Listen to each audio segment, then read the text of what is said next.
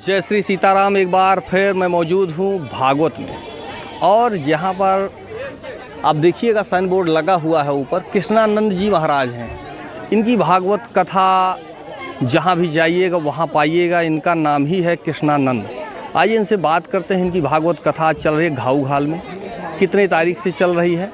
अभी मैं जा रहा था, तुमने देखा कि इनकी कथा चल रही है। आइए महाराज जी से बात करते हैं। महाराज जी आपका स्वागत है। धन्यवाद।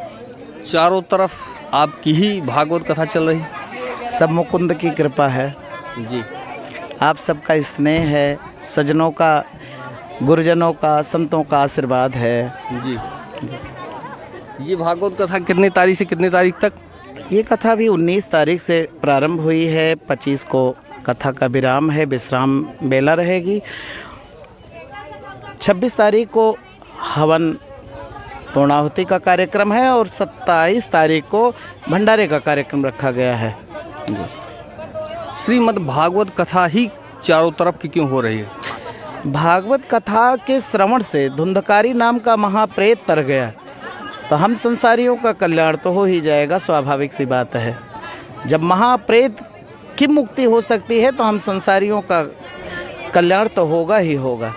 और जिस घर में श्रीमद् भागवत का एक श्लोक का गायन किया जाता है वो घर तीर्थ स्वरूप हो जाता है। वाल्मीकि रामायण और श्री रामचरितमानस में क्या अंतर है?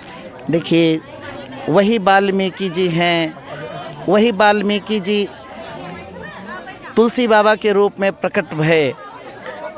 आप तो जानते हैं रामचरितमानस में वर्णा नाम अर्थ संघा नाम रसा नाम छंदसामपि मंगला नाम चकरतारौ बंदे वाणी विनायकौ। वा से प्रारंभ होकर रामचरित्र और वा पर ही पूर्ण होता है। ते संसार पतंग घोर किरणै दहयन तिनो मानवा।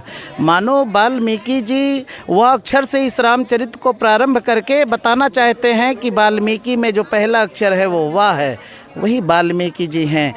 कभी वाल्मीकि रामायण का निर्माण करते हैं, कभी भगवान की जब दैव की इच्छा होती है तो वही वाल्मीकि जी तुलसी बाबा के रूप में आते हैं। और रामचरित्र को, जिस रामचरित्र में सातों स्वर भरा पड़ा है, किसी भी भाव में आप गाइए रामचरित्र को गा सकते हैं। एक अनपढ़, एक गवार, एक मूर्ख भी पढ़ सकता है उसको। नहीं, भी हमने देखा कि बीच में वहाँ जो है वाल्मीकि रामायण चल रहा है, तो इसलिए हमने पूछा कि और इसमें उसमें क्या है। देखिए, भगवान के चरित्र का ही गुणगान किया गया है। वही परमात्मा के गुणगान अनेक भाव में अनेक संतों ने अपने अपने भाव में गाया है और टीका का निर्माण कर दिया है। कभी रामचरितमानस के रूप में, कभी वाल्मीकि रामायण के रूप में, कभी श्रीमद् भागवत जी के रूप में। श्री रामचरितमानस को आप मानते हैं या वाल्मीकि को? रामचरितमानस, हम किसी ग्रंथ पर टीका टिप्पणी नहीं करेंगे। सब ग्रंथों में भगवान के गुणानुवाद को ही गाया गया है और हमारे राघवेंद्र सरकार का ही गुणगान गाया गया है। आप तो जानते हैं कि यह परमात्मा के 24 अवतार बताए गए हैं, जिसमें 2 अवतार जो भगवान के हैं वो पूर्ण अवतार हैं, रामावतार और कृष्णावतार। 12 कलाओं से परिपूर्ण मेरे राघवेंद्र सरकार और 16 कलाओं से पूर्ण हमारे कृष्ण कन्हैया जी। श्रीमद् भागवत कथा अगर कोई दूसरा चाहता है कि हमारे यहाँ हो तो आपसे संपर्क कैसे हो सकता है? मेरा मोबाइल नंबर है और मैं आपके क्षेत्र से ही हूँ। मेरा घर यहीं बगल में अमेठी से 9 किलोमीटर दक्षिण विशेषरगंज मार्केट है, बस वहीं पर पंडित श्री रामकृष्ण ओझा के हम छोटे सुपुत्र हैं। मेरा नाम कृष्णानंद है। मेरा मोबाइल नंबर है 9198 62 37 51 89 57 37 37 24। इस पर संपर्क कर सकते हैं। व्यवस्था परीक्षित जी कर ले बैठने की, कथा कृष्णानंद सुना देंगे निःशुल्क।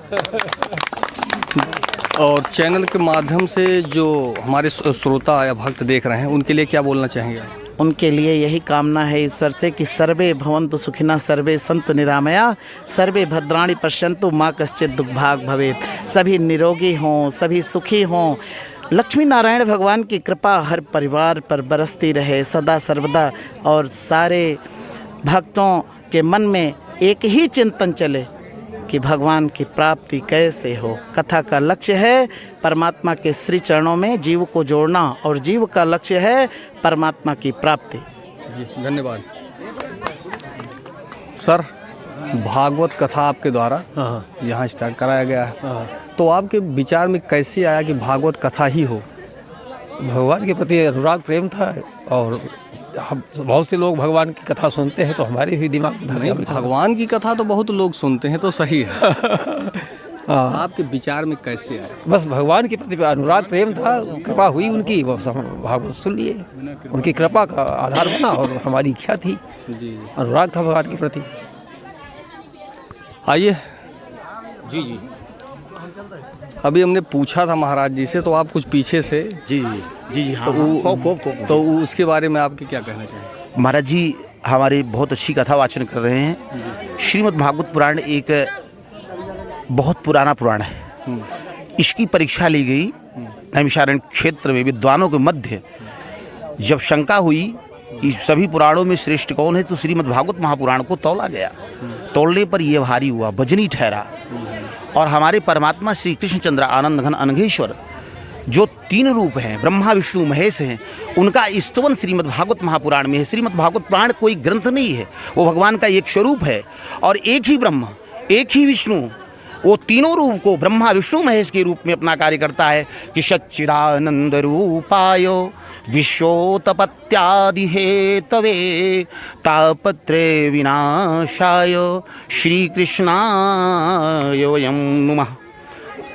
आप आदरणीय पांडे जी, आपने पूछा कि ये भागवत हमारे पिताजी क्यों सुनना चाहिए। श्रीमद् भागवत एक ऐसा शास्त्र है जो कलो की रेण भाषिता, संक्षिप्त में बताते हैं, बहुत बात कर सकते हैं, चूँकि मेरा भी अध्ययन, मेरा वाचन भी भागवत का ही होता है अधिकतर। और मैं तो राम कथा, शिव कथा, सभी कथा का वाचन करता हूँ, गुरुदेव जी की कृपा है।